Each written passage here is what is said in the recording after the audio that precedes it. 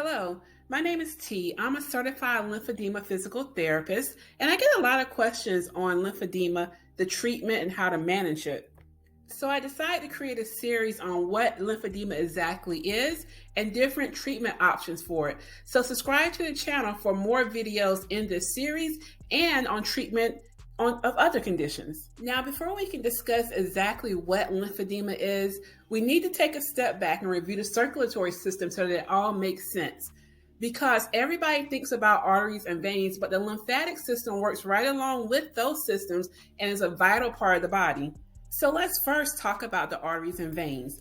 Arteries carry blood from the heart to the lungs and the tissues of the body. It supplies the body with oxygen and nutrients, and it's driven by the heart and the valves.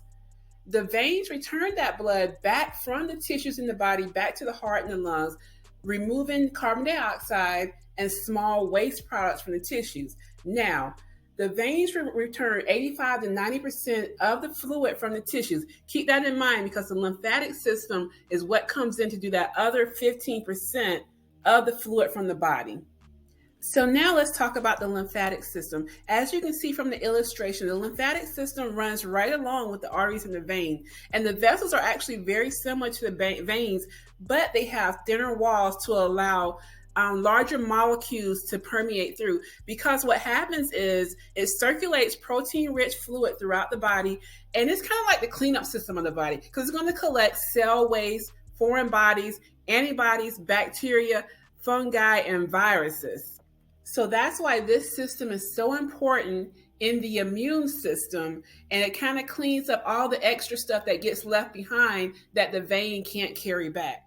So now that we have a better understanding that the lymphatic system is a transport system that carries waste-filled lymph fluid out of the tissues, now we can discuss what lymphedema is. So lymphedema is actually localized swelling in a body part due to excessive accumulation of that protein-rich lymph fluid in the tissues, and that is because of a problem in the transport system. There's a failure somewhere in the system and it's not transporting that fluid out of the tissues, so you get the swelling in the area where that failure is. So lymphedema is classified as either primary or secondary, and we'll go a little bit deeper into what are the signs of each of those two classifications. So both types of lymphedema are chronic and progressive, meaning that as it gets progressively worse, it's harder to treat. So you definitely want to catch it in the early phase because, again, it's harder to treat as it gets worse and the swelling gets more involved. But primary lymphedema is an inherited abnormality of the lymphatic system. So you're basically born with an abnormality of the lymphatic system. We actually have 600 to 700 lymph nodes in the body, lymph nodes and pathways in the body. So sometimes there's a congenital deficit in either the number of lymph nodes or the size of lymph nodes or the number of pathways. So if there's a problem with that, the area that has the defect will develop swelling at some point. Now with this condition, it's normally lower extremity involvement, so you'll see it in the legs, and you'll either see it in one leg or it may be both legs, but one leg will be worse than the other. So it's unilateral or asymmetrical, meaning one leg will be worse than the other. This typically affects females, and the swelling will start at the foot or ankle, and it gradually involves the rest of the lower extreme of the leg. So it may occur without a known cause. You'll just start to see the swelling. A lot of times after puberty, you'll see that onset of the swelling if you have primary lymphedema, or after a minor trauma to the affected area, you'll see the swelling develop. So secondary lymphedema is an acquired abnormality of the lymphatic system. Primary lymphedema was hereditary. Secondary is acquired, and it's actually more common than primary, and it results from obstruction to the lymphatic system due to removal or damage of the lymph nodes and pathways, usually due to cancer. A lot of times you'll see after breast cancer or some type of cancer where there was a surgical procedure to remove the tumor. Like as I said, surgery, radiation therapy, trauma, infection. If you have a serious infection, it can damage the lymphatic system as well, and that could lead to lymphedema.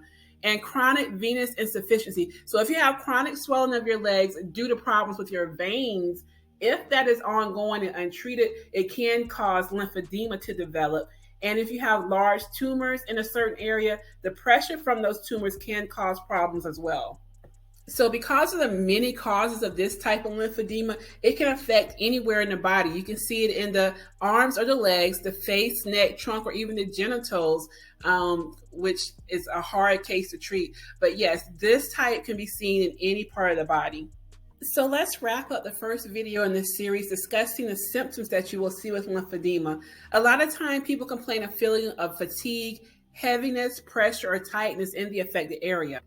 There will be progressive edema, meaning that the swelling will get worse as you get into later phases of the condition. And progressive skin changes, there will be changes to the texture of the skin that is noticeable. The picture that I have included is one of the more extreme cases of those changes to the texture of the skin. Because of the lack of transport of waste from the tissue in that area, you're going to see frequent infections, cellulitis, and nail fungal infections. There will also be impaired wound healing, again, because of the waste not being removed from the tissue in that area. Fibrotic tissue changes, meaning that the tissues in that area will get hard, and normally when you press in your skin, it will bounce back. A lot of times you lose that once you get lymphedema in the later stages in that area. You'll often see loss of ankle contour and what is known as a tree trunk appearance of the ankle, or a buffalo hump appearance of the top of the foot, because you will have that area swelling on the top of the foot. And a lot of times they have problems finding shoes that will fit and for clothing for their lower body. Thanks for joining me on the Yes to Mobility channel for this brief overview on the lymphatic system and causes of lymphedema. If you found value in this video, please click the like button and subscribe for more videos in this series on lymphedema and for other informational videos that will be coming out related to balance and mobility. The information presented is for educational purposes only. If you feel like you're experiencing any of these symptoms, please contact your healthcare provider to discuss the next course of action.